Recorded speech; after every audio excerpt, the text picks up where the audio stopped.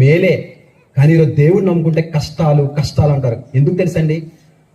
శ్రమలనే కొలివిలో అగ్నితో కాల్చి శుద్ధ సువర్ణంగా తీర్చిదిద్దడానికేనండి ఒక శ్రమ పెడతాడు దేవుడు.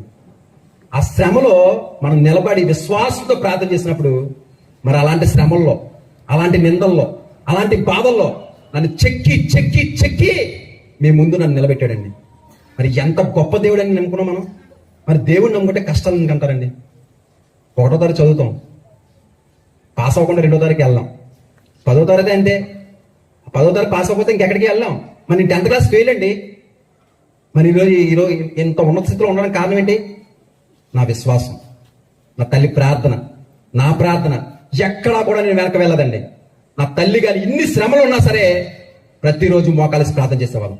ఆ ప్రార్థనే ఈరోజు మీ ముందు నన్ను నిలబెట్టింది. కాబట్టి ఈ మాటలు విన్న మీరు